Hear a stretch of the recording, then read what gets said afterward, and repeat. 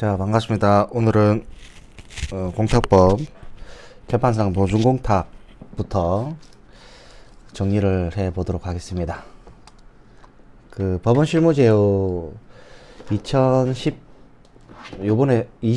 2022년판 공탁 실무제요를 가지고 정리를 하고 법무사 시험 객관식 지문을 보면서 또 정리하는 시간을 갖도록 하겠습니다. 재판사 보증공탁은 실무제요 368페이지부터 진행하도록 하겠습니다. 진행 요령은 이렇게 제가 파일을 띄운 다음에 옆에 그림을 이제 메모를 하면서 진행하는 방법으로 하고 최대한 그 이해가 될 수 있게끔 설명을 드리겠습니다. 오늘 내용부터는 조금 강의 러닝타임 시간을 좀 많이 가져서 밀도 있게 하는 방향으로 설정을 했습니다. 자, 재판사 보증공탁 지금 교과서를 보면은 뭐 쭉 읽지는 않을 거고 핵심 키워드 부분을 이제 설명을 드릴 텐데 보증공탁 재판사 보증공탁은 여러 가지가 있는데 그 중에 핵심적인 내용은 이 재판상 보증공탁은 다시 재판상 보증공탁 이거 또 필기가 안 되네. 재판상 담보공탁은 다시 조금만 담보공탁은 담보권리자가 받게 될 이제 손해를 담보한다. 손해를 담보한다. 이게 이제 중요한 핵심 포인트입니다. 자, 우리가 소송을 하는 순서 굵게 나오는데 잠깐만. 갑에서 의리 1, 2, 3 가압류 가처분 그 다음에 2번은 뭐다? 본안소송 판결을 받는 거죠. 판결 그 다음 강제집행 이 순서로 플로우가 이어지는데 이 재판사 보증공탁 부분에서는 두 가지 의미를 쭉 이제 우리가 알아야 됩니다. 하나는 이 기본채권. 갑이 을한테 갖고 있는 1억 채권이 있다. 대여금이 있다. 이걸 소송하는데 이제 기본채권이라고 부르고, 그럼 이제 판결문이 어떻게 나오냐면 피고는 원고에게 금 1억을 지급하라. 이렇게 나오는데 이거를 더 디테일하게 금 1억 중 언제부터 언제까지는 5% 민사법정 이율 그 다음 날부터 다 갚는 날까지는 지금 12%죠. 12%의 각 비율에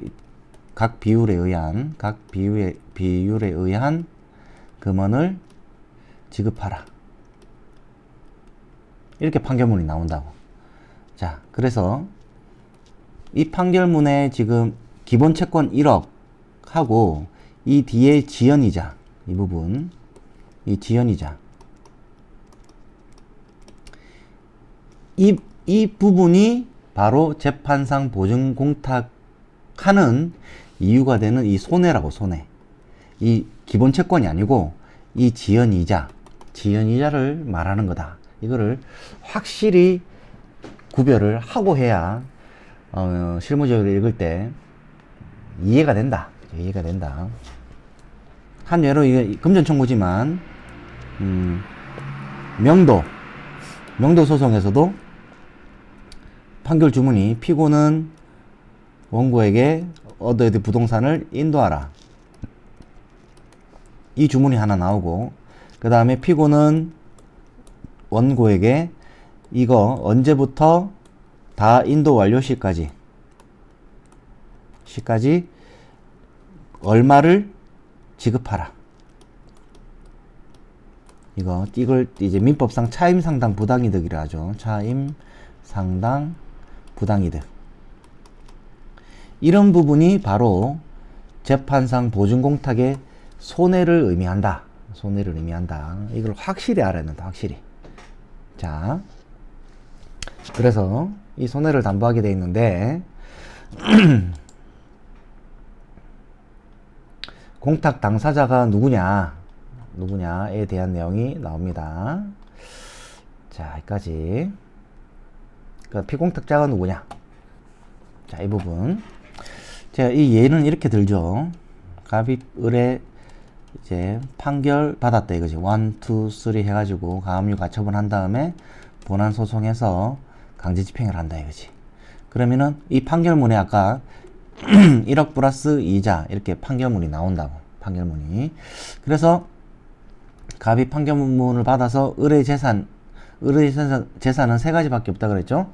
부동산, 채권, 유태동산.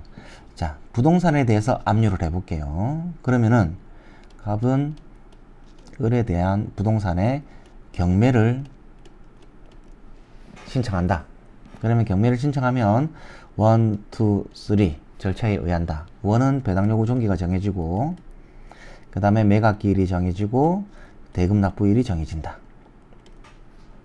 이 상태에서 자 1심 판결이 승소 나서 1심에서 승소가 나가지고 경매를 넣었는데 을이 이거 판결이 잘못됐다라고 이제 2심에 항소를 하는 거죠. 항소를 하면은 갑이 또 이길 수도 있고 을이 이길 수도 있잖아. 그지? 이길 수도 있다. 근데 이 경매 절차는 항소하고 관계없이 계속 진행된다고. 진행돼서 낙찰받아 버리면 을은 낙동갈 오리알 돼 버린다. 자, 그래서 어떻게 하느냐? 그래서 을은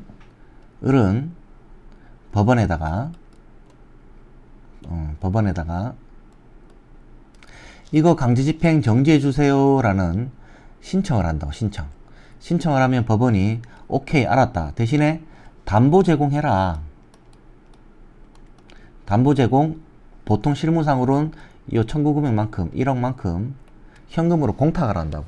그럼 담보 제공 명령을 받아서 을은 이렇게 공탁소에 공탁을 해. 이 공탁이 바로 재판상 보증 공탁이다. 이 공탁을 한다고. 이 공탁을 하면은 을은 이렇게 공탁을 딱 하면 공탁금 회수 청구권을 갖는다고.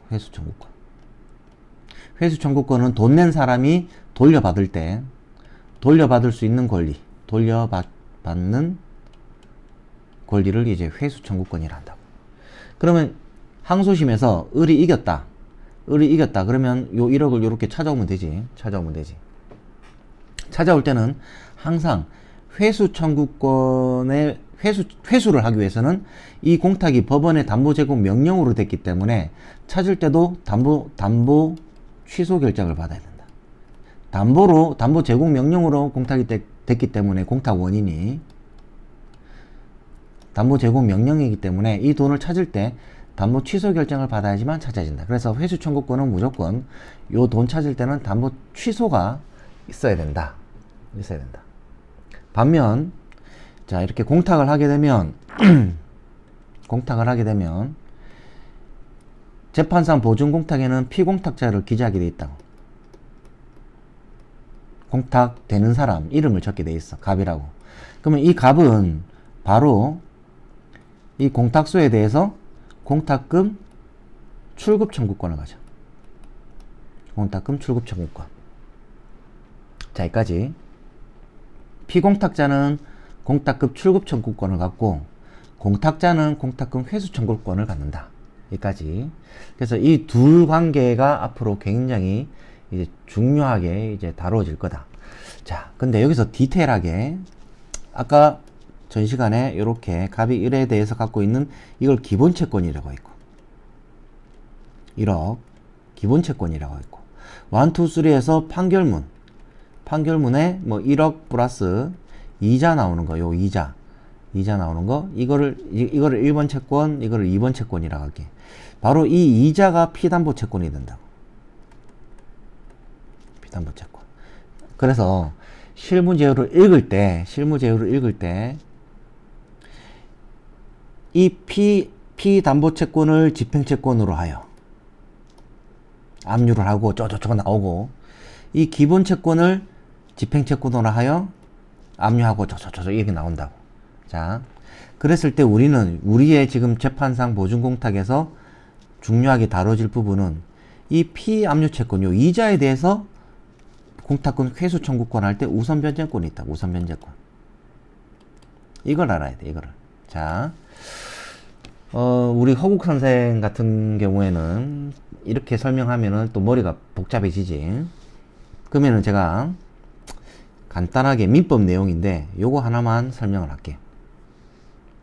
민법 내용인데, 자, 이거는 이제 지우고 우리가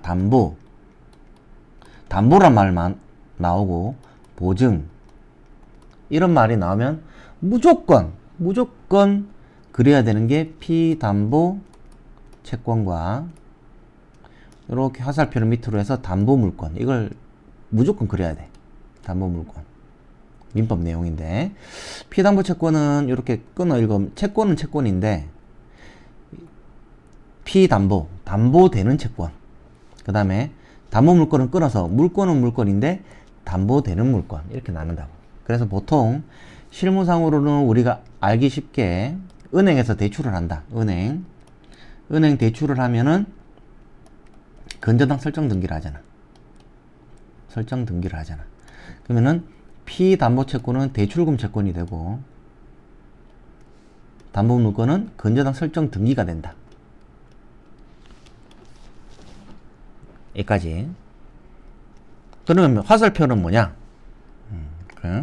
민법 가면은 이거를 부종성이라고 하고, 뭐 수반성, 뭐 이전성 이런 얘기 하는데 그냥 이거 다 이런 건 필요 없고 부종성이란 말만 알아두라고.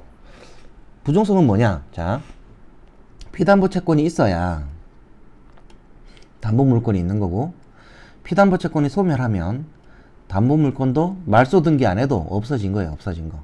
그 다음에 피담보채권이 이전하면 담보물권도 이전한다. 별거 아니잖아, 그지? 이 화살표대로. 다만 거꾸로. 자, 거꾸로. 자, 등기 부를 때니까 근저당 설정 등기가 있어. 그렇다고 해서 피담보채권이 있는지 없는지 몰라. 등기 부를 때는데 근저당 설정 등기가 이렇게 말소가 돼 있어. 그렇다고 해서 피담보채권이 있는지 없는지 몰라.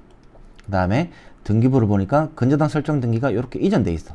그렇다고 해서 이 채권도, 피담보채권도 이전했는지는 모른다. 별거 아니잖아, 그지? 항상 담보 보증 나오면 부종성은 요 화살표 밑으로 간다는 거. 이게 앞으로도 굉장히 다른 부분에서 유추 적용되니까 이 파트를 알아두면 좋다. 별거 아니지만. 그래서 담보 보증 나면 무조건 피담보 채권과 담보 물권을 봐라. 그럼 우리가 재판상 보증 공탁 나왔다. 보증 공탁. 이 보증 나왔잖아. 보증 나면 무조건 피담보 채권과 담보 물권이 그리래잖아. 자, 그래서 재판상 보증 공탁이 있어가지고 피담보 채권은 뭐냐? 이거지. 갑, 을, 1, 2, 3에서 1억 대출, 대여금이 있었고, 여기에 판결에 이자가 붙었다. 이 이자가 피담보채권이다. 이자가 굉장히 중요한 거야. 이것 때문에 재판사 보증공탁이 어려운 거거든. 이 피담보채권은 바로 이거다. 이걸 알아야 돼. 그럼 담보물권은 뭐냐? 이게 바로 공탁금 회수 청구권. 공탁금 회수 청구권이 요 이자를 담보하는 담보물권이다. 이렇게 생각하라고. 자, 여기까지. 교과서를 읽어보도록 하겠습니다. 자, 피공탁자. 담보공탁에 있어가지고 피공탁자가 될 자는 공탁물이 돈이야, 돈. 공탁물에 대해서 담보권 또는 우선변제권을 취득하는 자이다. 즉, 담보에는 우선변제권이 있잖아, 그지?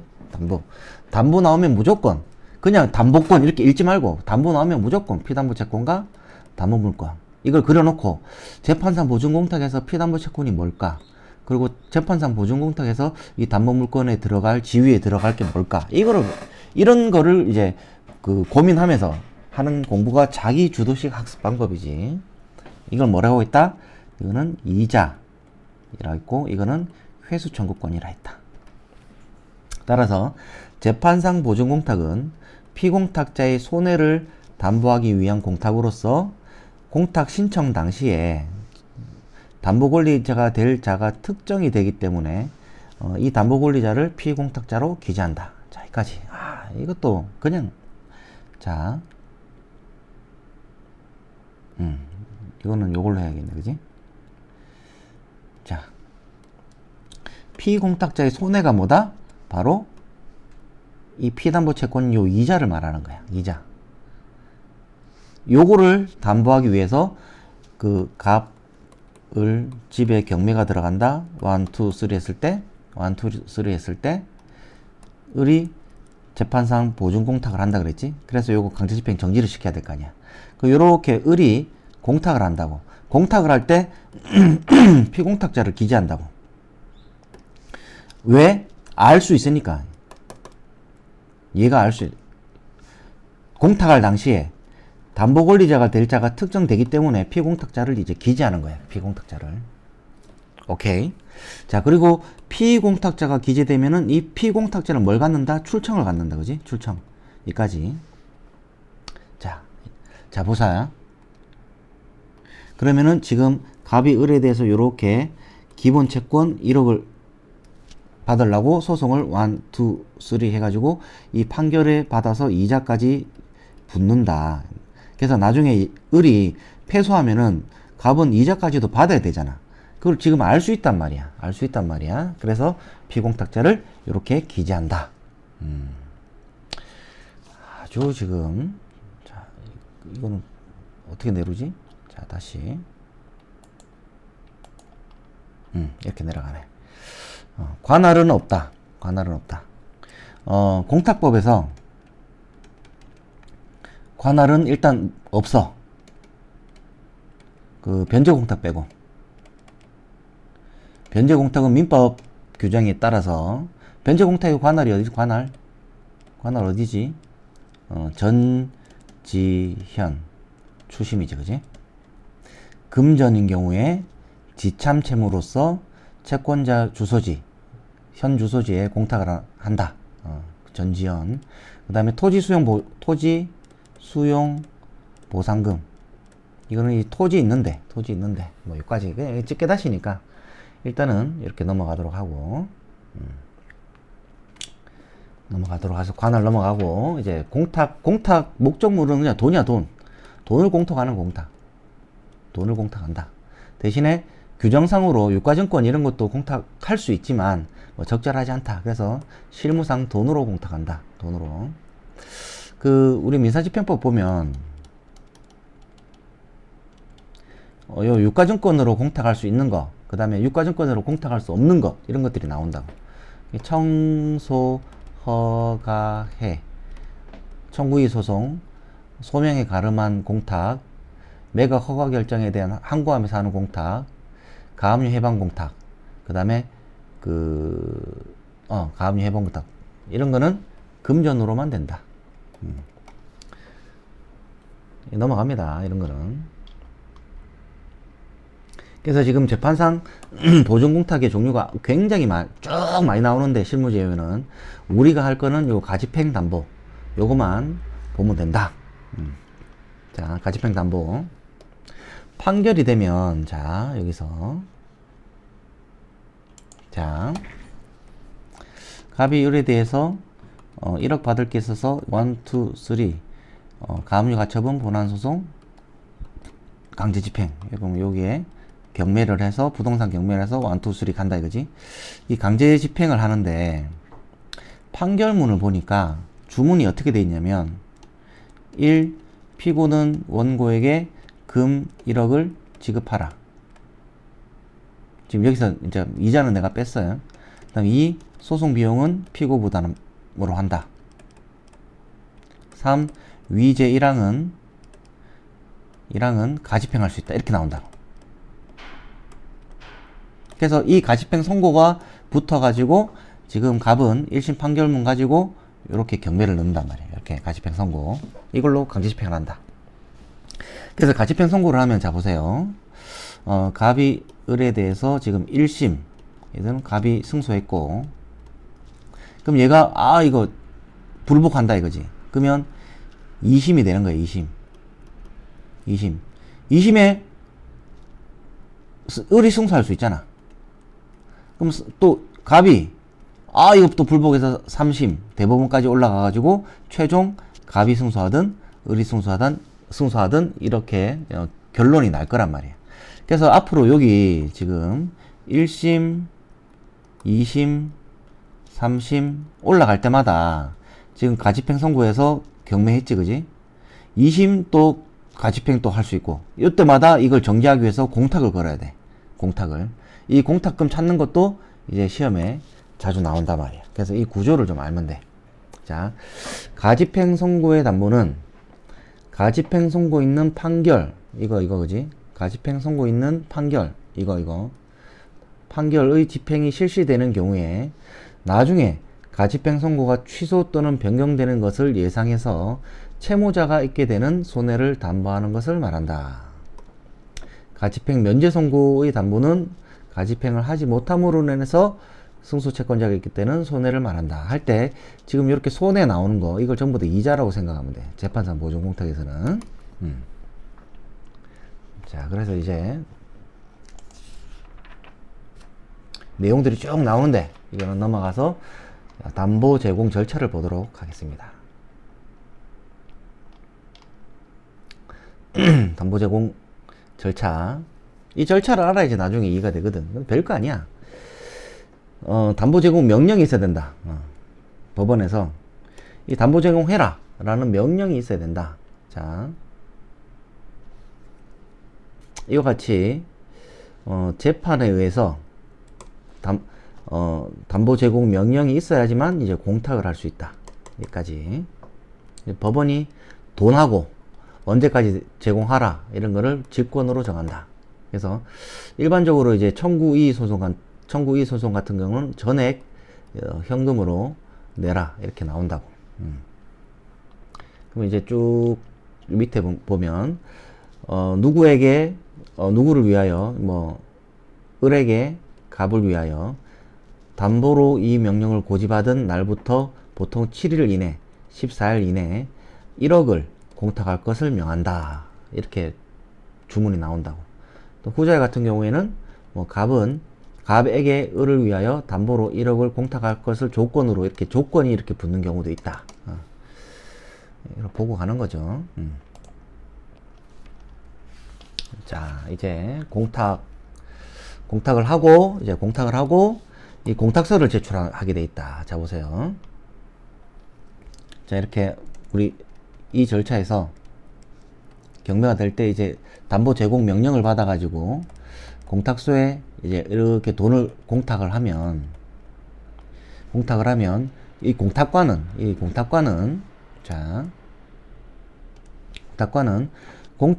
공탁 신청을 수리한다는 게 접수돼 가지고 오케이 맞다 수리하면 공탁관으로부터 공탁서 한 통을 교부받은 다음에 그러면 이렇게 돈을 이렇게 공탁을 하면 공탁 수리가 되면 오케이 공탁 그래 잘했다 하면 이렇게 공탁서를 준다고. 공탁서를 이제 받은 다음 이 물을 첨부하여 공탁 보관자한테 제출한다. 공탁물이 뭐다? 돈이다. 그지? 그럼 이 공탁서를 해주면 을은 공탁서하고 돈 가지고 공탁물 보관자는 은행. 법원에 신한은행하고 울산에는 신한은행하고 경남은행이 있는데 이 은행 가가지고 이 공탁서를 제출하면서 돈 내면 돼. 돈 납부하고 공탁물 보관자 신한은행으로부터 공탁물을 납입받았다는 취지가 게재된 공탁서를 수령하여 그러면은 이 공탁서에 지금 이렇게 돈 납부했잖아. 그러면 은행이 이거 접수빵 같은 거 찍어갖고 도장 찍어준다고. 이게 이거야. 이거 공탁서를 수령한 다음에 담보 제공을 명한 법원에 제출한다. 그래서 이 공탁서를 이렇게 받았지, 은행 돈 다 내고 돈 빵 찍힌 걸 가지고 담보 제공을 명한 요 법원에 이 공탁서를 이제 제출하는 거예요. 제출. 이렇게 하면은 제출이 되면은 법원에서는 이 경매를 집행 정지시켜 준다고. 다만 뭐 이제부터 전자소송 할 때는 이런 걸 담보로 제출하면 쉽게 잘 된다. 뭐 은행 가고 안 해도 인터넷에서 다 납부된다.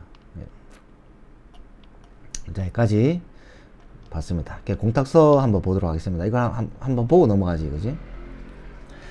공탁서에 법원에 비치된 자료 같은 걸 보면 이게 공탁서야, 공탁서. 그 가로 안에 이거는 재판상 보증 공탁이다 하면서 공탁 번호 나오는데 이거는 우리가 적는 게 아니라고, 우리가 법원에서 적어줘. 언제 신청한 날짜를 적어주고, 근거법조항에 뭐 민법 487조는 아니고, 뭐 예를 들어 민사집행법 46조 44조 강제집행 청구 이의소의 담보 제공 명령에 의한 거다, 이런 거 이제 적어주는 거지. 공탁자 이름하고 주민번호 주소 적고, 피공탁자 아까 재판사 보증 공탁은 피공탁자를 기재한다, 그지? 기재한다. 이 은행에다가 뭐 신한은행, 울산지방법원 지점에 한다. 공탁금액 1억이다. 그 다음에 숫자로도 예, 적어주고. 그러면 여기 공탁 원인 사실에 뭐 가집행 담보를 위한 공탁 이렇게 동그라미 치면 돼. 강제집행 정지를 위한 공탁이 동그라미 치면 돼. 치고 공탁자야 갑 적어준단 말이야. 아까처럼 이렇게 해서 공탁서를 제출하면은 은행에서 이제 공탁권이 수리합니다 해가지고 공탁권 도장을 찍어줘. 도장을. 그러면은 이걸 가지고 은행 가. 그러면 여기 신한은행 해가지고 도장을 또 찍어준다고. 이래서 이거를 이제 아까 담보 제공 명령을 한 법원에 제출한다, 그지? 하나 읽어보면 되고.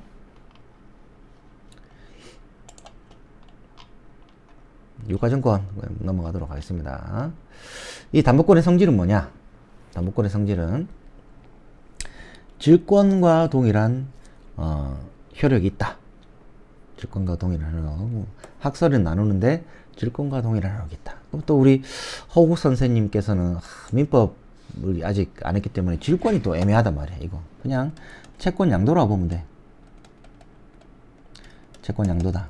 민법 조문이 지금 기억이 안 나지만 그 채권 질권에 있어가지고 채권 질권은 채권 양도의 방법으로 한다 이렇게 됐거든. 그게 채권 양도라고 보면 돼. 즉 다시 말해서 갑, 을, 병 이게 이렇게 채권을 갖고 있었고 이 채권을 얘가 양도인, 양수인.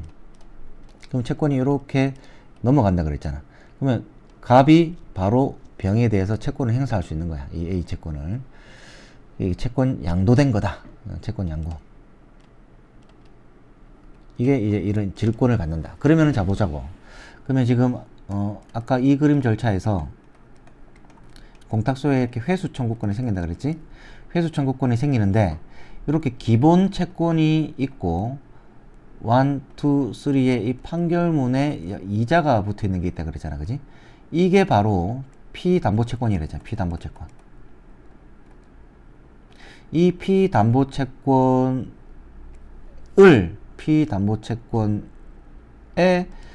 이 피담보채권을 가지고 법원에 이렇게 공탁급 직접, 그지? 직접 이 시험의 포인트야. 직접 출급할 수 있다. 공탁급 출급 청구권이 있기 때문에 이 피담보채권을 소명하고 판결문 같은 거 이제 있겠지, 그지? 그럼 이자가 기재되어 있을 거 아니야. 요거를 요렇게 공탁소에 제출하면은 바로 직접 출급이 가능하다. 직접 출급이 가능하다. 자, 여기까지. 한 김에 이거 다시 보자고. 자, 직접 출급이 이렇게 한번 1번에 이렇게 갑은 승소해가지고 요렇게 돈을 1억 지금 들어가 있는 거 요렇게 출급이 직접 가능하고 직접 출급의 방법이 있고, 두 번째 뭐냐면 이 피담보 채권을 가지고 일반 강제 집행하듯이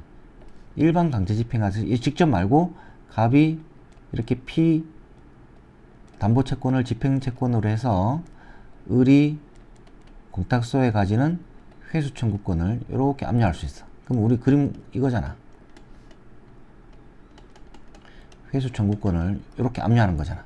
이게 피담보 채권을 집행채권으로 해서 이 판결문 이렇게 제출하면 되잖아, 그지? 그럼 이렇게 해서 돈을 이렇게 가져오는 방법도 있다.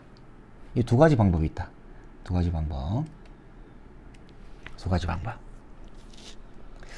야, 이거 일단 스텝 바이 스텝으로 나갈 건데, 돈을 직접 이렇게 받는 방법이 있고, 이렇게 직접 받는 방법이 있고, 이렇게 압류 및 추심으로 받는 방법이 두 가지가 있다. 이 두 가지가.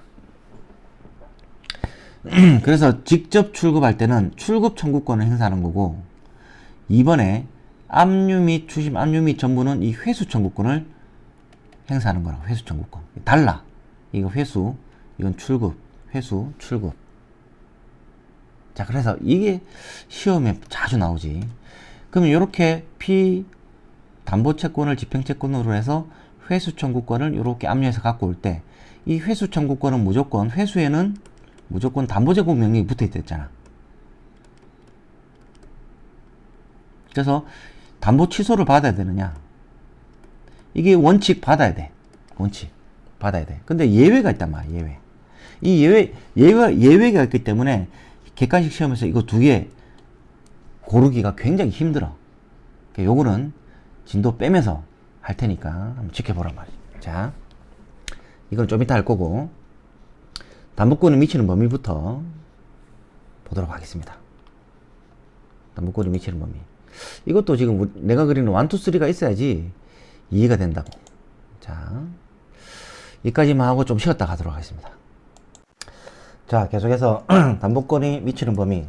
자, 이런 잘 봐야 돼. 담보권이 미치는 범위. 담보 나오잖아, 담보. 담보란 말 나오잖아. 그러면 아무 생각 없이 피담보 채권을 적어야 돼. 피담보 채권, 담보물권. 그래서 이 피담보 채권이 미치는 범위를 말한다고. 피담보 채권이 미치는 범위. 자, 그러면은 그림을 자, 옆으로 다시. 자,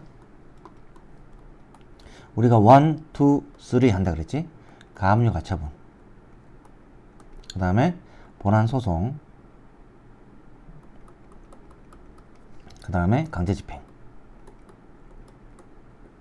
이렇게 그려놓고 담보권이 미치는 범위. 이거를 기본 채권이라고 했고, 이거는 피담보 채권이 아니라 그랬잖아.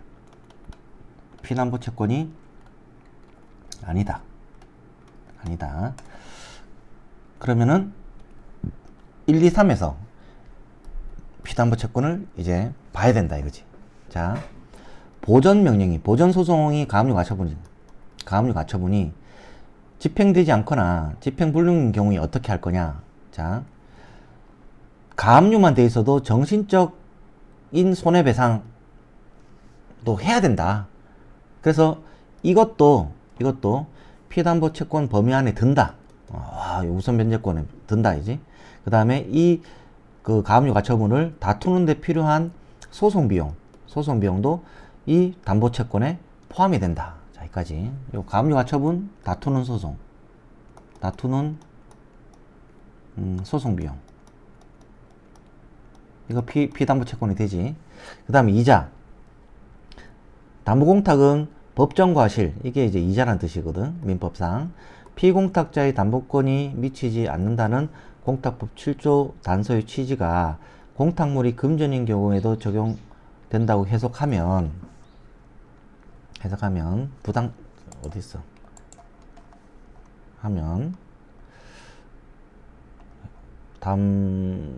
담보 공탁의 경우 공탁금에 대한 이자도 공탁자한테 귀속된다. 자, 공탁금 1억을 내면 여기에 이자가 붙거든.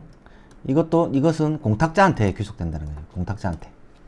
즉 피담보 채권이 안 된다. 자, 강제 집행 정지의 담보 공탁인 경우에는 어떠냐. 자, 근저당권에 기한 경매 절차 정지를 위한 담보공탁은, 자, 이때까지는 판결문에 의한 거 봤지만 이 근저당권자라 근저당 설정 등기가 KB에 돼 있다가 연체가 되니까 KB에서 경매를 넣었다고. 경매를 이 상태에서 이 절차를 정지하기 위해서 경매 1, 2, 3 민사집행법에서 보겠지만 요 강제집행 정지 서류가 있다고. 정지 때문에 채권자에게 손해가 발생할 경우에 그 손해배상을 확보하기 위하여 하는 것이므로 담보권 효력이 미치는 범위는 손해배상 청구권이 하나는 것이고, 자, 이거 시험에 나오지. 근저당권의 피담보 채권이나 이게 기본 채권이야. 근저당 설정 등이 말소 소송하는 소송 비용까지 미치는 것은 아니다. 이 소송 비용까지 미치는 것은 아니다. 자, 일로 와보라. 우리가 계속적으로 그리는 그림은 이 강제집행 판결 받아가지고 강제집행하는 거, 경매 넣는 거, 이걸 봤다고. 근데 우리가 저 민사집행법 가면 임의경매, 근저당권자가 갖고 있는 임의경매는 근저당권자지. 근저당권, 담보, 그지? 그러면 피담보 채권, 담보 물건이라 했잖아. 이 피담보 채권은 대출금 채권이라 했고, 담보 물건은 근저당 설정 등기라고 했다고. 자, 여기서 뭘 말하냐? 이 원래 근저당 설정 등기에 있는 대출금 채권, 이 이 피담보 채권, 지금 기본 채권 재판상 보증공탁에서 피담보 채권 할 때 피담보 채권의 의미하고 좀 틀려. 이 피담보 채권은 이 기본 채권하고 똑같은 거야. 기본 채권하고.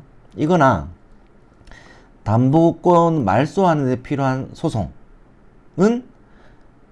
재판상 보증공탁에 의한 피담보 채권이 포함되지 않는다. 이거 시험 문제. 별도. 자, 별도다. 그 다음 부당한 보전 처분인 경우, 자, 본안 소송에서 패소 확정된 보전 처분 채권자에 대하여, 자, 이렇게 1, 2, 3 했는데 갑이 해놨단 말이야. 근데 본안 소송에서 갑이 패소했어. 패소한 채권자에 대한 손해배상 청구를 하는 경우에 가압류 채무자가 가압류 청구 금액을 공탁하고, 이 가압류 채무자가 해방 공탁하는 거지.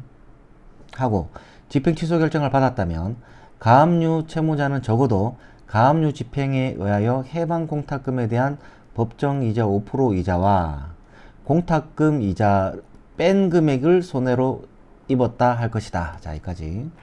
이 1, 2, 3에서 이렇게 1, 2, 3가 돼 있는데, 이번에 가압류 해방공탁은 전 시간에 내가 그랬잖아, 그지? 그래서 계속 이 실무제어는 우리가 첫 시간에 한 것처럼 이 구도를 안 잡아놓으면 헷갈린다고. 자, 이렇게 가압류가 들어왔어. 1, 2, 3 할 때 이 가압류, 이 가압류가 채권인 경우에 이렇게 제3채무자한테 송달한다 그랬잖아, 그지? 가압류를 한 다음에 본안소송을 제기했단 말이야, 본안소송. 근데 이 가압류가 들어와가지고 이 채무자가 공탁한다고. 282 가압류 해방공탁 1억을 했단 말이야. 1억을 해놓은 상태에서 본안소송에서 얘가 져버렸네. 그러면은 을은 이 가압류 회수 청구권을 갖고 있잖아. 왜? 돈 낸 사람은 회수 청구권, 그지? 돈 낸 사람은 회수 청구권. 그래서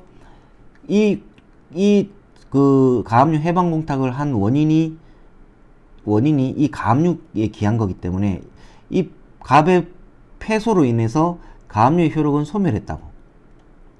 그러니까 공탁 원인이 소멸했다고. 소멸했기 때문에 을은 이렇게 공탁 원인이 소멸했다는 사실을 증명하고, 즉 을이 이긴 승소 판결, 갑이 진 패소 판결을 가지고 이렇게 돈을 찾아올 수 있다고. 근데 돈을 찾아올 때 1억을 공탁했잖아. 여기에 공탁금에 대한 이자가 붙어 있어. 아까 방금 위에서 본 것처럼 공탁자가 낸 이자는 공탁자한테 귀속한다 그랬지, 그지? 그러니까 만약에 1억에 1, 2, 3은 이자가 붙어 있다고. 이자가 붙어 있어.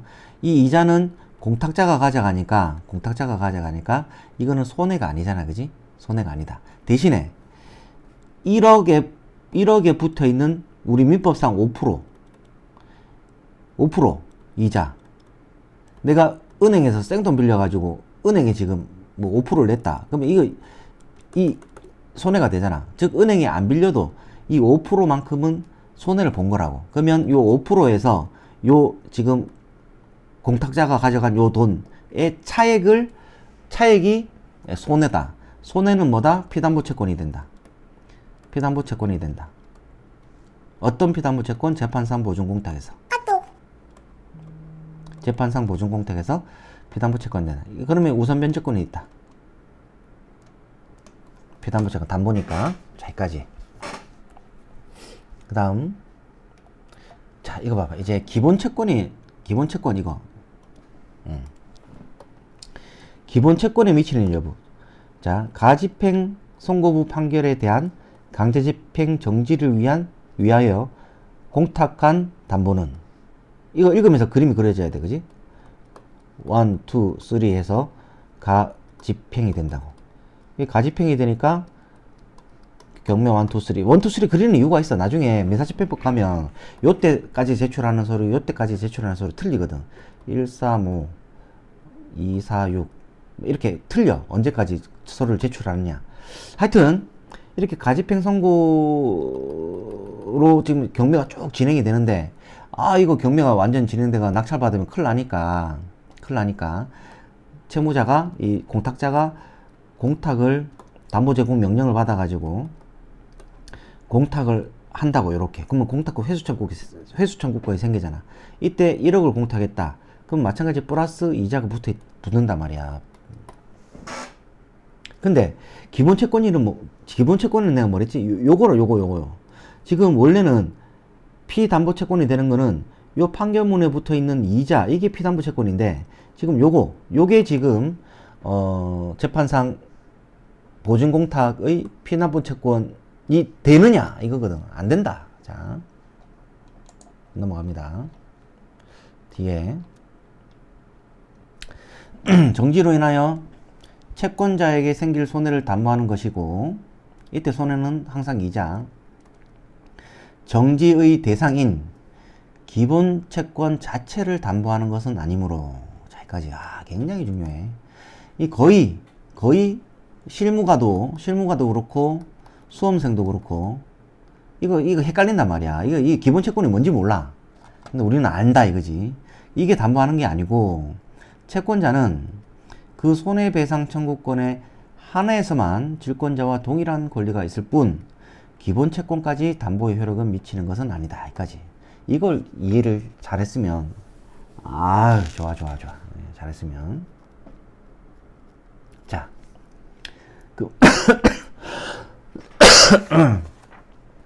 여러분도 감기 조심하고.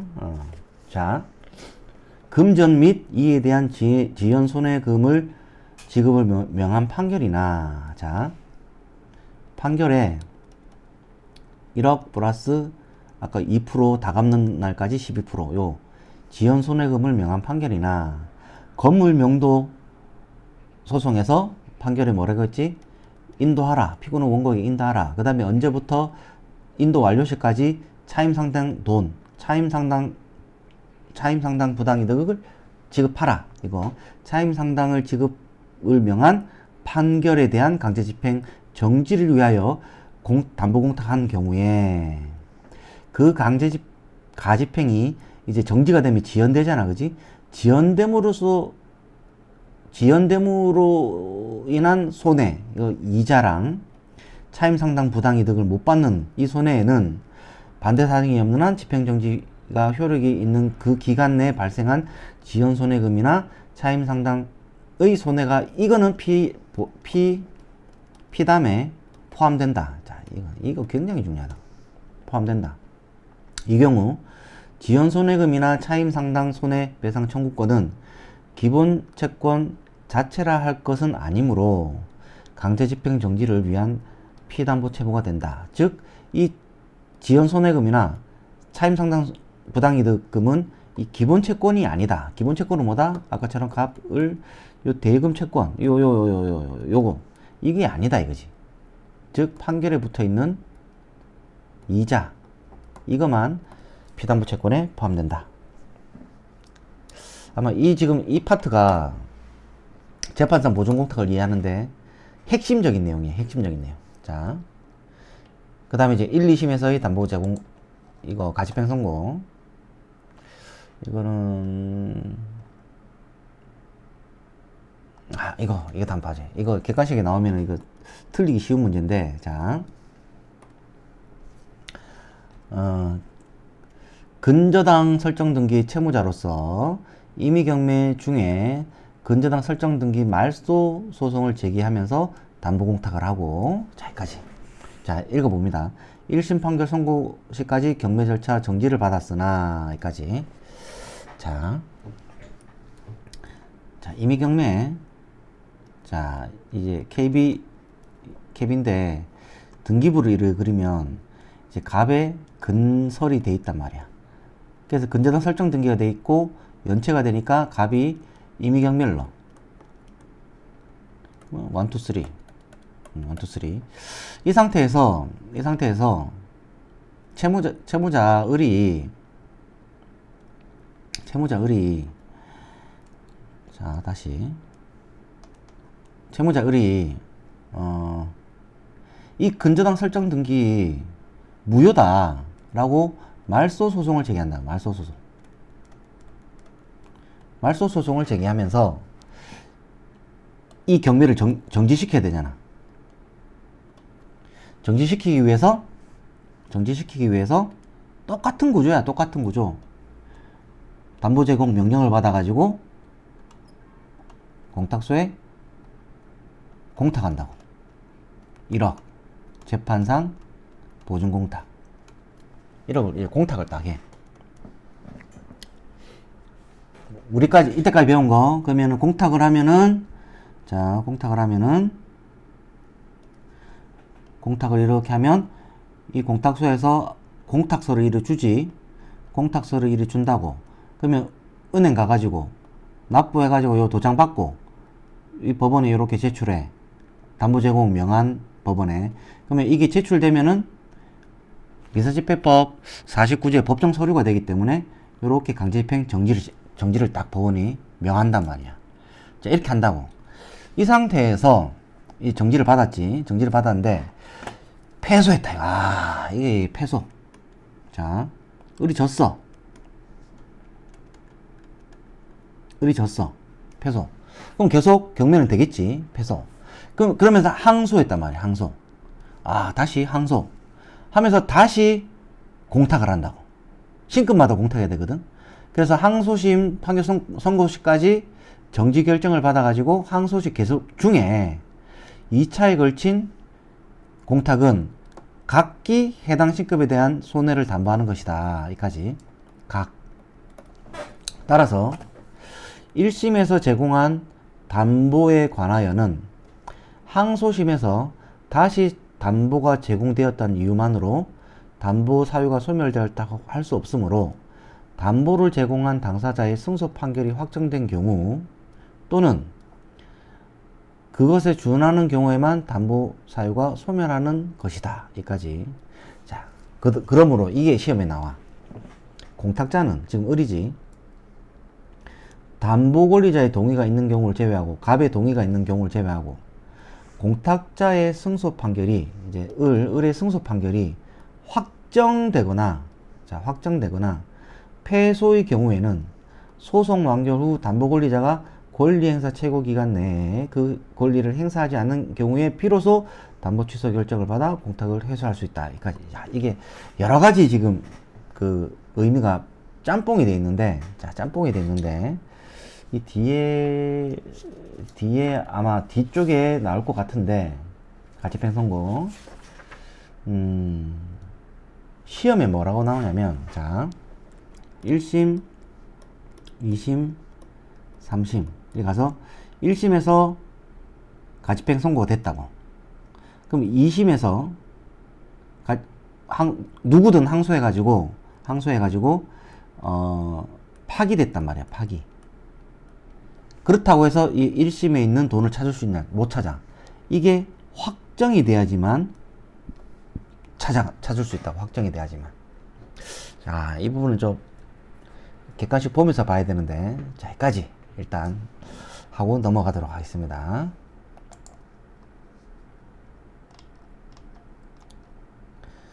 이건 다 넘어가고. 자, 담보권 실행. 이게 이때부터 시험 밭이지. 담보권 실행. 이게 시험 밭이야. 자, 어딜 보냐면은, 뭐 글씨가 쭉 나와 있는데, 학설이 법정 질권설, 우선 출급설, 이렇게 나와 있는데, 실무는 뭐냐? 자, 재판사 보증, 이거 지금 우리가 이거 할 거라고.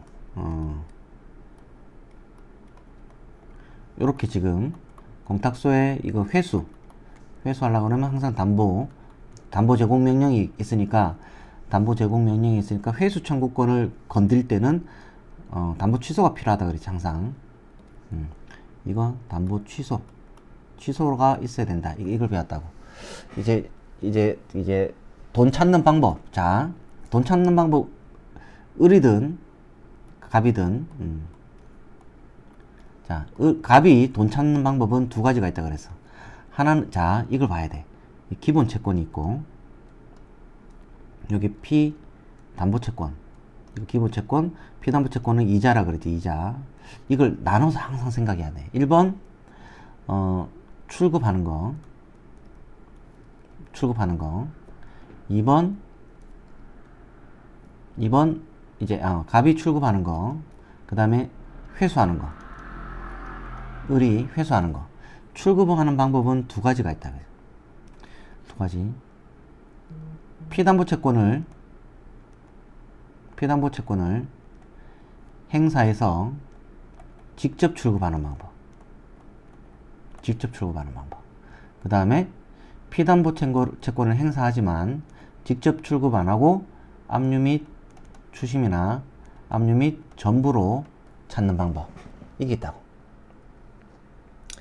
자, 여기까지 그려놓고 가는 거야. 자, 재판상 보증공탁의 피공탁자 갑이지. 가 담보권을 실행하는 방법은 행정예규 952호가 제정되었다. 옛날에 내가 공부할 때는 519호인가 뭐 이랬는데 아직 바뀌었어. 바뀌었다. 이 예규에 따르면 담보권리자의 담보권 실행 방법은, 자, 직접 출급하는 경우와 질권 실행을 위한 압류 등 하는 경우만 들고 있지만, 자, 이렇게 직접 출급하는 경우, 그 다음에 압추하는 경우 들고 있지만, 자, 피담보 채권 자체를 집행권원으로 하여, 자, 여기까지 끊고, 자, 이거 피담보 채권을 집행채권으로 하여 담보 취소에 기초하여 공탁금 회수하는 경우에도 담보권 실행 방법으로 볼 수 있다. 자, 여기까지. 이거 지금부터 집중을 많이 해야 돼. 자, 갑이 돈 찾는 방법은 아까처럼 이렇게 직접 찾고 압류 및 추심해서 찾는 방법도 있고, 판례가 2003-19183 판례가 뭐라고 하냐면, 이 피담보채권을 집행권원으로 해서 회수 청구권을 압류하는 방법도 담보권 실행 방법으로 보고 있다. 자, 이렇게 갑, 을, 병. 을이 병한테 회수 청구권을 갖고 있고, 이 집행채권은 지금 2번의 피담보채권이지. 이렇게 압류하는 방법도 갖고 있다. 이게 일반 채권자가 압류하는 방법의 형식을 띈 것도 가능하다. 이렇게 하더라도 우선 변제권이 있다. 자, 어렵게 생각하지 말고 요 방법이 있다. 자, 그래서 이 회수를 할 때 담보 취소를 받아야 되죠. 담보 취소. 직접 직접 출급할 때는 담보 취소가 필요 없어. 왜? 출청이니까. 회수 청구권을 해소하는 게 아니고 그냥 피담보 채권으로 이렇게 그냥 직접 갖고 가는 거야. 출청이니까. 그러나 압류 추심을 갈 때, 이렇게 압류 추심할 때 이 회수 청구권에 압류 추심하니까 이거는 담보 취소를 받아야 돼. 이렇게. 근데 여기서 조금 헷갈리는 게 이제 뒤에 나온단 말이에요. 자, 여기까지만 해놓고 뒤에 386페이지. 자, 직접 청구하는 거 이거 보도록 하죠. 공탁권은 재판상 담보공탁의 피공탁자 갑 공탁 원인 사실에 기재된 자 피담보채권이 발생했다는 증명서면 피담보채권이 이자라 그랬잖아, 그지? 제출하여 공탁금을 출급 청구, 회수라고 기재한 경우에도 출급을 본다 한 경우에는 공탁금을 피공탁자 갑한테 교부한다. 여기까지. 자, 그럼 이거잖아. 갑을 병해서 이 피담보 채권이 발생했다는 사실을 증명하면 그냥 바로 출급할 수 있다. 그러나 담보 취소 결정이 이미 제출된 경우에 그러하지 아니하다. 자, 이게 좀 어려운 부분인데 뒤에서 볼 거지만 이러면 이제 사유신고한다고. 공탁공무원은 사유신고해. 사유신고한다는 말은 배당으로 간다 이거지. 자, 여기까지. 자, 여기까지. 그 다음 피담보채권에 관한 확정 판결 또는 공탁자의 동의서, 의뢰 동의서를 첨부하면 피담보채권이 발생했다는 서류가 되기 때문에 위에처럼 직접 출급할 수가 있다.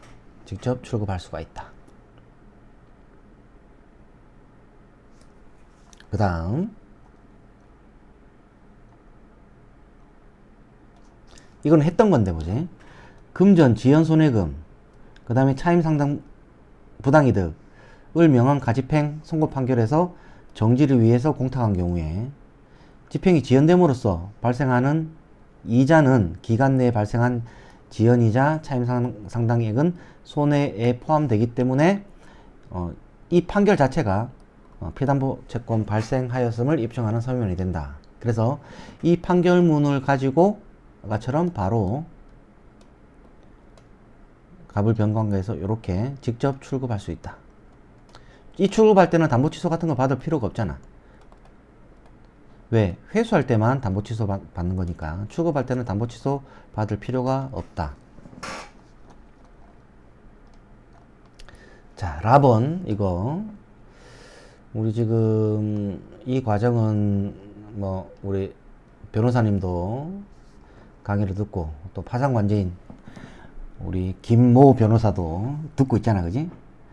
그러니까 요 파산 법원 실무제도가 개정되면서 파산에 관한 내용들을 많이 실어줘 있단 말이야. 자, 가처분 채권자가 파산 선고를 받게 되면 가처분 채권자가 제공한 담보 공탁금에 대한 공탁금 회수 청구권에 관한 권리는 파산재단에 속하므로 가처분 채무자가 공탁금 회수 청구권에 관하여 질권자로서 권리를 행사한다면 이는 별채권을 행사하는 것이므로 파산 절차에 의하지 아니하고 담보권을 실행할 수 있다. 여기까지. 자, 우리 허국 선생 같은 경우에는 이런 걸 읽으면서 계속 그림을 그리는 연습을 해야 돼. 1, 2, 3잖아. 이 가압류 가처분이랬잖아. 가처분 하는 거야. 자, 요 B고. 언제 가압류하고 언제 가처분 하느냐. 이 본안소송에서 본안소송이 받을 게 돈이면 가압류고 돈 이외는 가처분이라고. 이렇게 일단 해당. 사행위 취소 소송 같은 경우에는 예외가 있지만 이렇게 알아두라고. 그래서 보통 이제 가처분은 이렇게 점유이전 금지 가처분. 자, 갑이 을에 대해서 을이 이렇게 땅하고 건물을 이렇게 갖고 있어. 근데 남의 갑당이야, 갑당. 그러면 갑은 1, 2, 3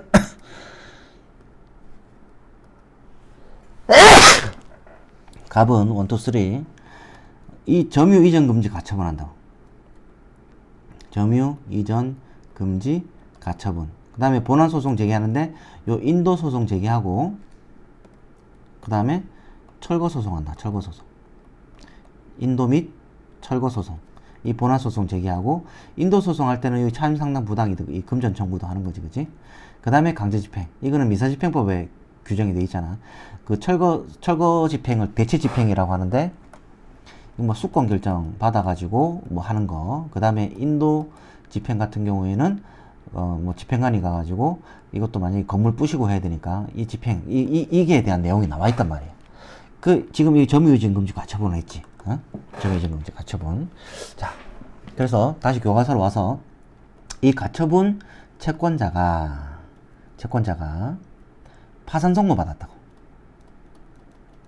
자, 파산 선고를 받게 되면 가처분 채권자가 제공한 담보 공탁금에 대한 공탁금 회수 청구권에 관한 권리는 자, 여기까지.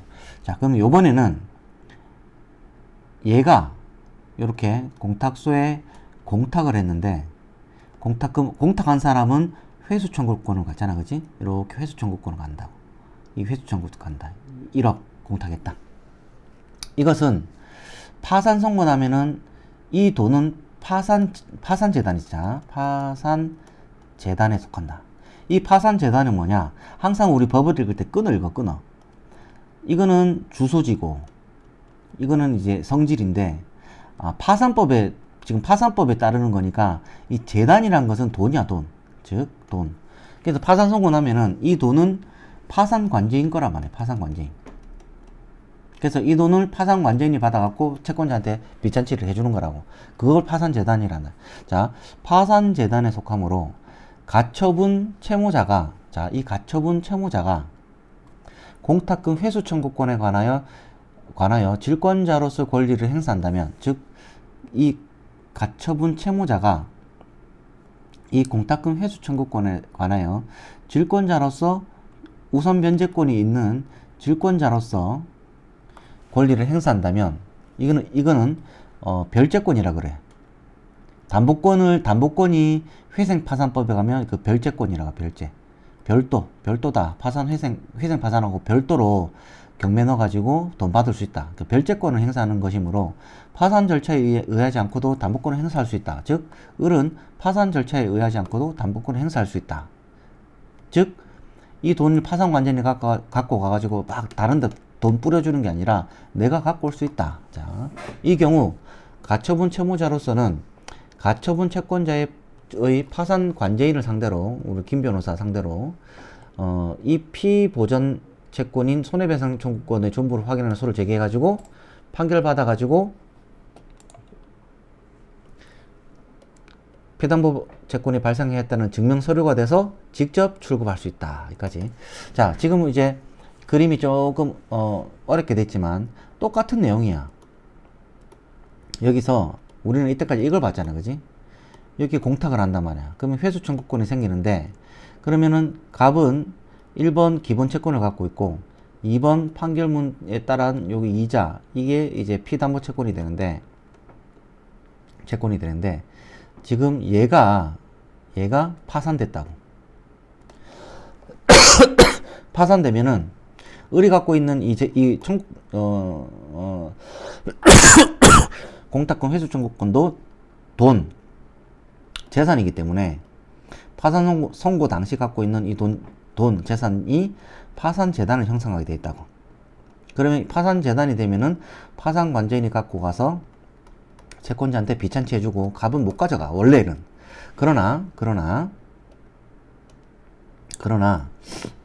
이 경우 을이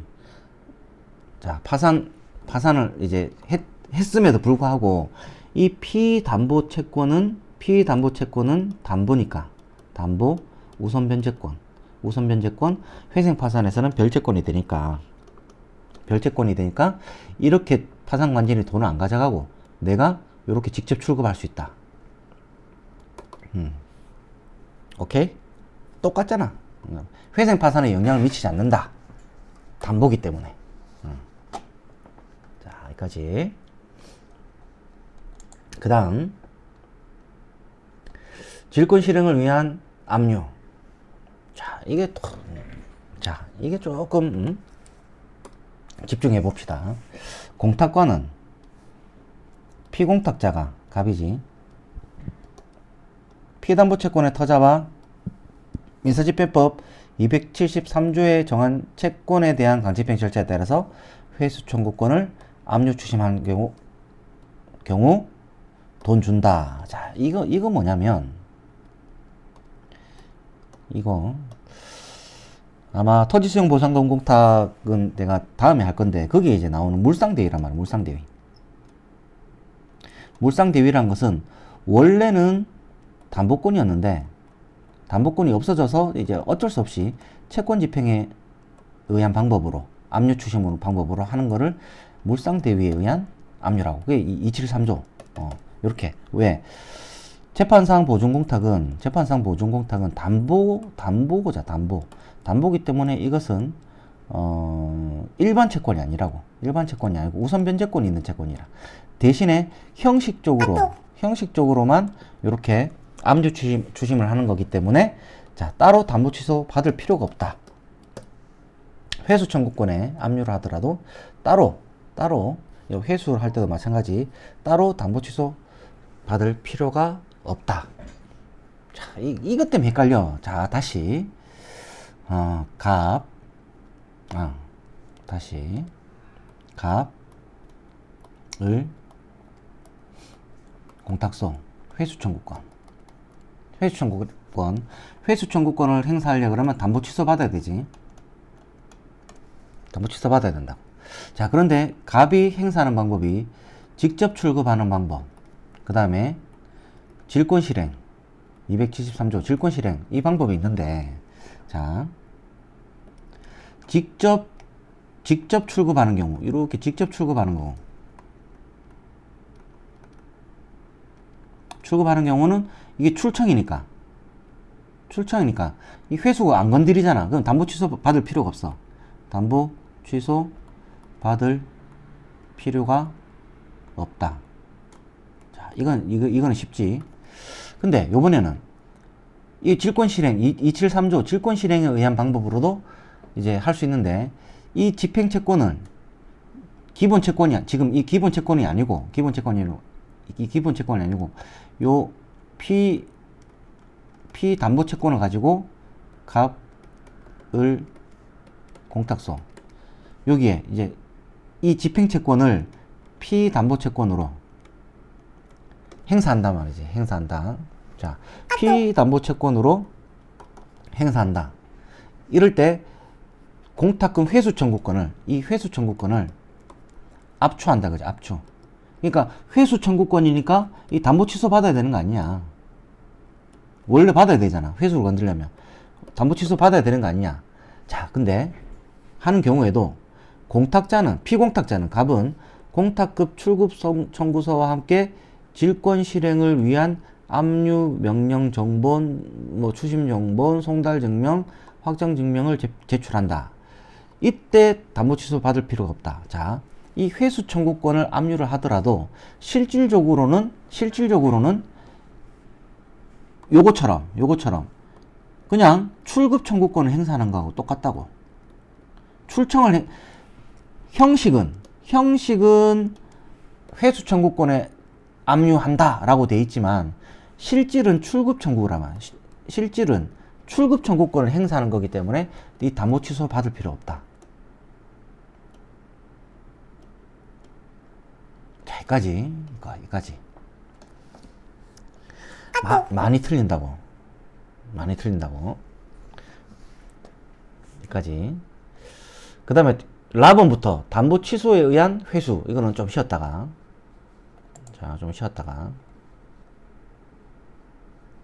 이씨, 안 되노. 다시 지우고, 이렇게. 자, 다음은 담보 취소에 기한 공탁금 회수 청구. 자, 담보 권리자가 갑이지. 담보 권리자가 공탁자에 대한 집행권은, 즉 이거 피담보 채권 자체를 집행권으로 한 경우도 포함에 기초하여 일반적인 강제집행 절차에 따라서 회수 청구권을 압류해가지고 돈 받을 때는, 자, 담보 취소 결정이 받아야 된다. 이걸 받아야 된다. 자, 실무상 많이 쓰인다. 자, 이거랑, 자, 위에 거랑 뭔 차이냐? 자, 다시, 이거 봐봐. 이걸 잘 보면, 이거는 무조건 시험에 나오거든. 자, 이렇게, 공탁소에 이게 회수 청구권이 있잖아. 이건 담보 취소를 받아야 돼. 취소. 지금 하는 거, 라번의 담보 취소로 회수하는 거. 이걸 보면, 이렇게 갑을 1, 2, 3에서 기본 채권이 있었고, 이게 피담보 채권이 있지. 이 피담보 채권을 요 집행 채권으로 해가지고, 이렇게 회수 청구권을 압류 추심할 경우에 담보 취소 받아라. 취소 필요하다. 이거잖아. 그러면 아까 거랑 차이가 뭐냐? 자, 아까 거 위에 거 볼게. 아까 위에 거 다시 보면, 자,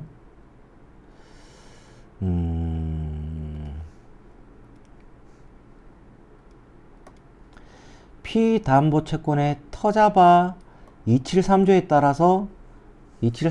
따라서 회수 청구권을 압류할 때는 담보 취소 결정을 받을 필요 없다 했잖아.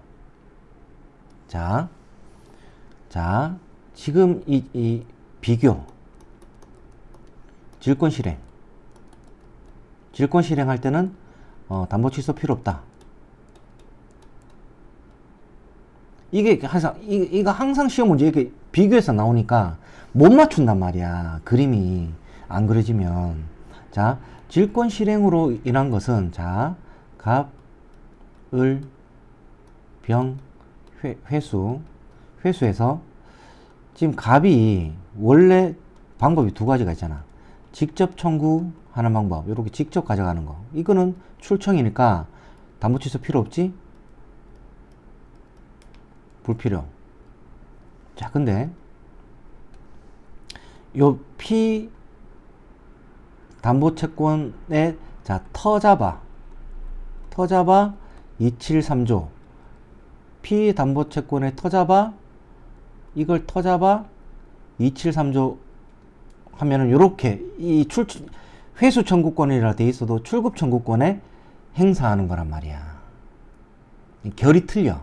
이 터잡아 행사하는 거하고 피 담보 자체를 집행권원으로 압류하는 거하고 틀리다고. 그래서 이거를 구별을 할 줄 알아야 된다. 그래서 객관식 시험에서 터잡아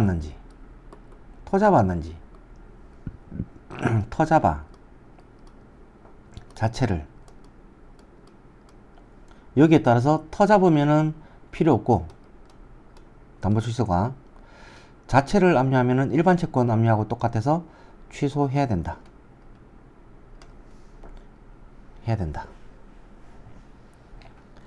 이거는 시험은 이렇게 풀어야 되니까 여기까지 정리를 하고, 그 다음에 2번 굉장히 중요하다. 자, 따라서 위와 같이 피담보 채권 자체를 집행권원으로 회수 청구권의 권리를 행사하는 경우에 담보 취소 결정을 받아가지고 받아야 된다. 이까지 맞지? 받아야 된다. 공탁금 회수하는 경우에도 담보 공탁의 피담보 채권을 집행권원으로 하는 이상, 즉 담보 권리자와 자의 위와 같은 담보 취소 신청은 어디까지나 담보권을 내가 포기하고 일반 채권으로 받는다라는 것이 아니다. 오히려 적극적인 방법으로 담보권을 실행하는 거기 때문에 자, 우선 변제의 효력은 그대로 인정된다. 여기까지. 우선 변제의 효력은 인정된다. 자, 그러면 어떻게 된다 이거지? 갑, 을, 병, 회수 청구권에 이거를 이제 자체, 피담보 채권 자체를 가지고 이렇게 압류하면은 담보 취소 받아야 되지. 취소 받아야 되는데, 자, 이 상태에서 을의 다른 채권자 A, B, C, D도 자기의 집행 채권을 가지고 이렇게 압류가 막 들어왔어. 그러면 이제 경합이 되잖아. 경합이 되면 배당으로 가는데 채권은 평등 배당이기 때문에 전부 다 그럼 n분의 1 가져가냐? 그게 아니다. 갑은 원래 피담보 채권 자체에 우선 변제권이 있으니까 n분의 1이 아니라 갑부터 받아가고 나머지 돈 갖고 얘네들이 n분의 1 한다. 이 뜻이라. 자, 자, 여기까지 한 다음에 사유신고. 사유신고. 이 내용이야, 이 내용. 사유신고 한다. 뒤에서도 또 볼 거고. 대신에 이거 한번 보자, 이거.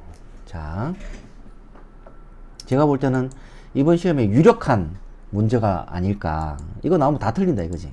자, 일단 읽어보자고. 피담보채권을 집행채권으로 하지 않는 경우. 자, 피담보채권을 집행채권으로 하지 않는 경우 담보권리자, 갑이지, 공탁급 출급 청구권을 가질 수 없다. 맞지? 따라서 일반 채권자 지위에서 공탁금 회수 청구권을 강제 집행하는 것에 불과하다. 따라서 피공탁자가 피담보채권이 아닌 일반 채권을 집행채권으로 하여 공탁금 회수 청구권에 대한 압류 추심 받은 다음 공탁자를 대위해서 담보 취소 받아야 되거든. 이렇게 받았다. 피공탁자의 채권자가, 자, 여기까지 이거.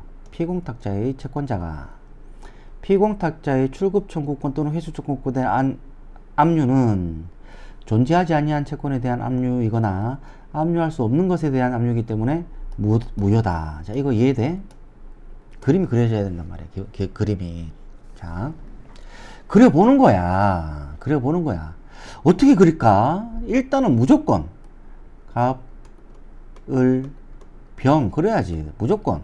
어떻게 그렇게 생각하지 말고 채권 집행 무조건 이거 그려야 돼. 자, 그럼 읽어보면 이 갑이 담보권리자 피공탁자잖아, 그지? 재판사 보증공탁에서 담보 제공자 피공탁자가, 자, 이 집행채권은 지금 뭐다? 피담보채권을 집행채권으로 하지 않아. 그러면 이제 갑을 기본 채권이 있고 1, 2, 3에서 이제 피담보채권이 있는데, 지금 이게 피담보채권이 아니고 그냥 기본채권이라는 뜻이지. 기본채권. 이 기본채권 가지고 압류를 했단 말이야. 그러면은 을의 회수 청구권을 압류하는 거지. 회수 청구권은 담보 취소 받아야 되지. 자, 이 상태입니다. 이렇게 그려. 근데 지금 여기서 자, 이 피공탁자의 채권자가 A가 피공탁자의 채권자가 자기의 집행채권이 또 있겠지. A가 피공탁자의 출급 청구권 또는 회수 청구권의 압류. 자, 봐봐. 피공탁자의 출급 청구권. 근데 피공탁자가 지금 담보권리자면서 피공탁자인데 이 피담보채권으로 압류를 안 했단 말이야. 피담보채권이 있어야 공탁급 출급 청구권이 생기잖아. 근데 이 출급 청구권은 그러면 피압류 채권 이걸로 압류를 안 했기 때문에 이 출급 청구권이라는 건 없어. 그래서 여기에 대한 압류는 없는 거에 대한 압류라고. 없는 것에 대한 압류. 그 다음에 여기 회수 청구권에 대한 압류. 그러면 갑이 이렇게 압류를 했는데 회수 청구권은 을이 갖잖아. 을이 갖는단 말이야. 을이 갖는 거기 때문에 갑한테는 회수 청구권도 없어. 갑한테는. 따라서 A가 이렇게 뭘 압류를 했다. 지금 이 피압류 채권 될 거, 이게 없잖아. 이거 없단 말이야. 이게 왜 없어? 피담보 채권을 집행채권으로 하지 않았단 말이야. 이 피담보 채권을 이 집행채권으로 하지 않았어. 이거 하지 않았어.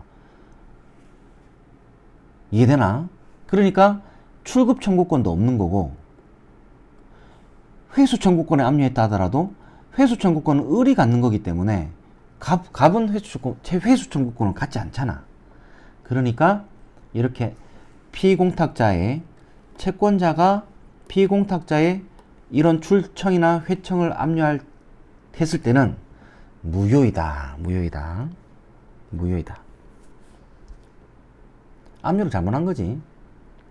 딴 거를 합니다. 그러면 어떻게 해야 되나? 어떻게 해야 되냐면, 다 줘야 되네. 어떻게 해야 되냐면, 지금 회수 담보 취소 받았지? 갑이 받았잖아. 그러면 갑의 다른 채권자 A는 요 집행채권을 압류를 해야 돼. 집행채권을 압류를 해야 돼. 그러면은 나중에 이 공탁 공무원이 이 배당으로 가서 A가 받아가냐 갑이 받아가냐 이런 절차를 취할 때 갑의 집행채권이 압류가 됐기 때문에 그 집행장애 사유라고. 그래서 이거 안 풀리는 이상 갑은 돈을 못 받아가. 그래서 이 집행채권을 압류해야지 갑한테는 없는 출청이나 공탁금 회수 청구권을 압류하면 이거 없는 거에 대한 압류다. 이게 무효다. 못 받아간다고. 어려운 부분입니다. 자, 담보 취소. 그럼 이 담보 취소에 대해서 이제 자세히 알아보자 이거지. 담보 취소 이거 어떻게 볼까? 일단은 뭐 이거는 어떻게 할까? 이거 시험이 잘 나오니까 어딜 보냐면 담보 제공자의 승소 판결이 확정됐다. 가집행 됐는데 얘가 담보 제공자잖아. 이 담보 권리자고. 그 얘가 승소했다 이거지. 을이 승소했어. 또는 뭐 이와 같은 같이 볼 수 있는 경우 이 담보 사유가 소멸된다. 담보 사유가 소멸되기 때문에 갑은 이겼잖아, 그지? 그럼 1억을 공탁했으면은 이거 찾아와야 될 거 아니야, 이렇게. 그때는 담보 취소 받아야 된다. 담보 취소. 이 담보 사유 소멸했으니까 담보 취소 소멸됐으니까 이 받아온다. 1심에서 가집행 정지를 위한 담보는 항소심에서 1심 판결이 취소된 경우 담보 사유가 소멸되지 않는다. 이거 굉장히 많이 나와. 취소만 되면 안 되고 확정이 돼야 돼. 확정이. 이걸 구별해야 돼. 시험 문제, 객관식 시험 문제 요 지문 그대로 나온다고. 취소된 경우에 마치 담보 이겼으니까 담보 사유가 소멸된 것처럼 보이잖아. 근데 아니다. 확정돼야 된다. 확정. 이에 반해서 항소심에서는 파기되면은 소멸한다. 대법원까지 안 올라가도 파기되면은 된다. 그래서 1심, 2심, 3심이 있으면 1심 가집행됐단 말이야. 그러면 2심에서 1심 판결이 취소되면 취소 플러스 확정돼야 돈을 찾을 수 있어. 을이. 근데 2심에서 3심 올라갔다. 그럼 얘는 파기만 되면, 뭐 파기가 취소거든. 파기만 되면 확정이 안 돼도 돈을 찾아간다고. 이거 객관식의 단골이다, 단골. 단골이다.